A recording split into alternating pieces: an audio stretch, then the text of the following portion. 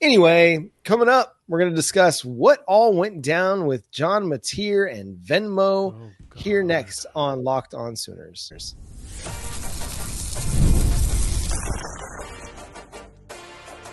You are Locked On Sooners, your daily podcast on the Oklahoma Sooners. Part of the Locked On Podcast Network, your team every day. Thanks again for making Locked On Sooners your first listen every single day. Shout out to all the everydayers out there tuning in and subscribe to the show wherever you get your podcasts. We're doing a little bit of a sandwich method here on Locked On Sooners today. We talked about Jake Krell, getting the big commitment from him. We're going to finish with what Josh Pate, had to say in the JP poll about the Oklahoma Sooners. But let's talk about what went down with John Mateer over the last 48 hours. It came out late Monday evening with some screenshots, which anytime there are screenshots in play, you always have to be a little bit skeptical about what it was. That John Mateer was involved in some quote unquote, and I got the air quotes up there, sports gambling because of several transactions between himself and teammates at Washington State labeled sports gambling.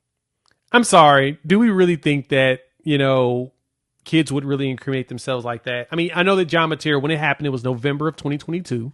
He was a true freshman. But do you think he's that idiotic that he's going to put sports gambling in there and actually be sports gambling? I know everybody wants to say, you never know. I totally understand the skepticism and the thought process behind that, but I still think it's pretty ridiculous. I hate that we have got to talk about it, John. Why we got to talk about it? This to me reminds me of when you were in college with your buddies and your mom calls and you pick up the phone and all your buddies start saying a bunch of really inappropriate things really loudly over the phone or over the air so that your mom is hearing all these really inappropriate things, right? Or your girl calls and they start making really inappropriate sounds or, comments to try and get you, one, flustered, or two, just to troll you. Like, that's to me all that this sounded like, is just a bunch of college kids being dumb, mentioning things that they shouldn't be talking about. And that's really just what it comes down to, is just a bunch of college kids just being dumb.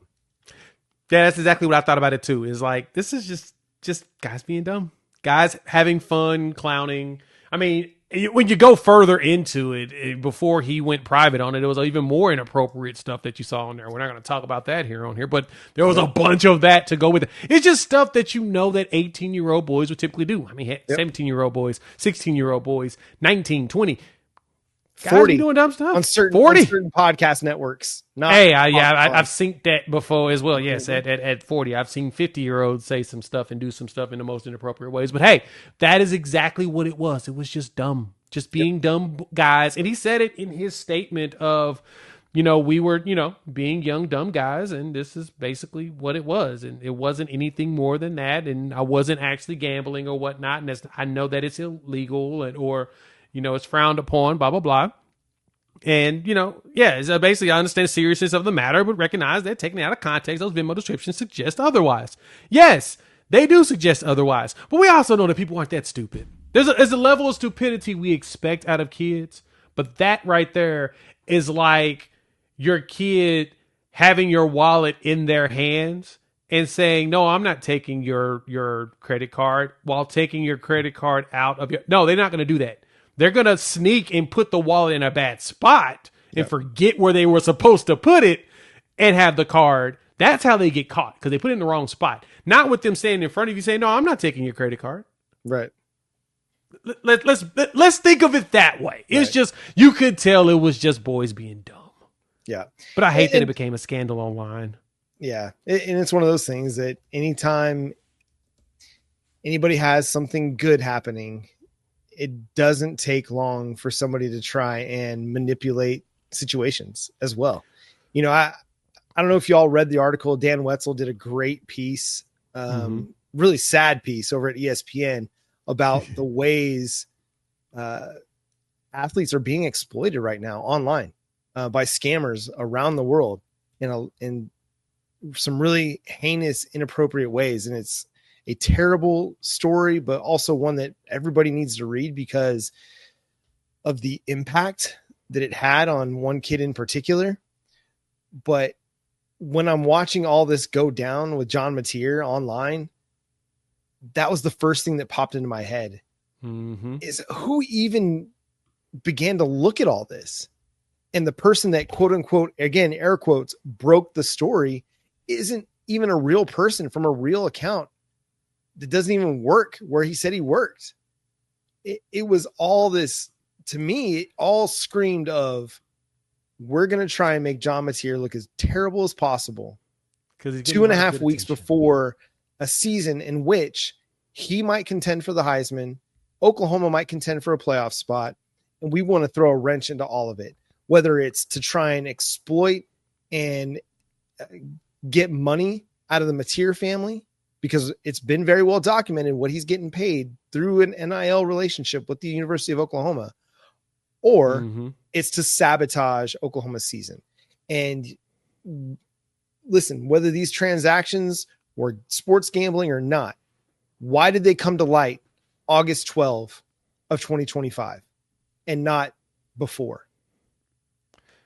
The one thing I could probably say to go with that is we're in the dog days of college football. We're just we're about 2 weeks away from actual games. Next week is got week 0, and a rival team, player, coach, somebody, more so rival fan, got bored and decided to go search all of these kids' Venmo accounts to see what they could find. And then boom, here we are. Heck, I just saw the stuff from like Arch Manning flying around, Bryce Underwood. Putting in ridiculous Venmo captions has been a thing for years, especially since Venmo came out and they started to, put the public stuff out there.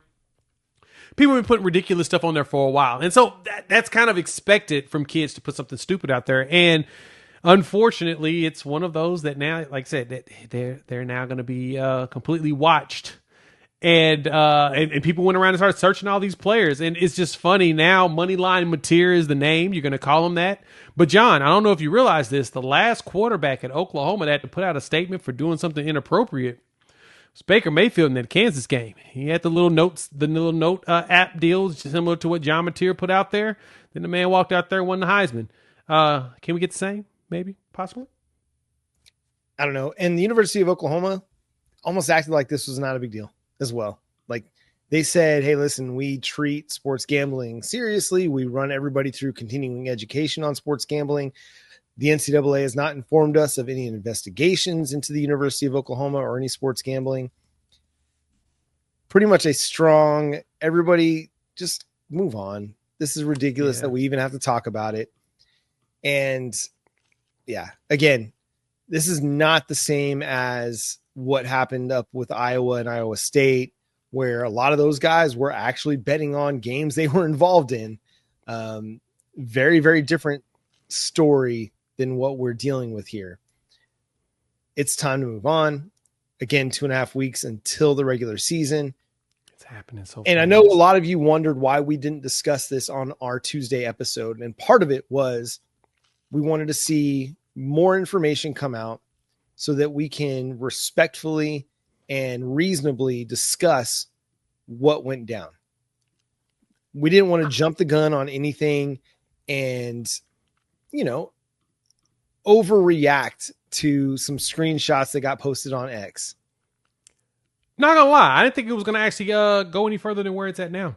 I really did not believe that we were going to be talking about this again. I 100% was like, well, and the only reason we're talking about it is because Mateer put out a statement and Oklahoma put out a statement. Yep. That's really it. The minute that the school put out the statement and Mateer put out a statement, I was like, oh, yep, John, we're going to have to talk about this. And John kind of looked at me and was like, please, no. Yep, got to do it. Got to talk about it because people are going to ask. People ask me. I saw people in the comments section on my channel saying, talk about the Mateer situation. We need an understanding of what went down. Okay. I was sitting in a Target parking lot on Tuesday afternoon while my wife was doing back to school shopping, writing up a story for Sooners Wire that I didn't really want to write, but had to write it because it's the biggest story in sports over the last 48 hours. But anyway, I hope that satisfies and satiates all of your John Mateer Venmo discussion. I think the funniest thing that could happen out of this would be Venmo and John Mateer coming to a name, image, and likeness deal for 2025 and 2026. And I think that would cook. And John Mateer could be the spokesman for, hey, PayPal, pick up the phone, man. Yeah. Go ahead and make it happen. Yeah, set your transactions to private, folks. Anyway, moving on. Josh Pate, who's been very high on the Oklahoma Sooners this offseason, continues to be so. We'll discuss the JP poll and where he had John Mateer ranked among college football quarterbacks coming up next here on Locked On Sooners.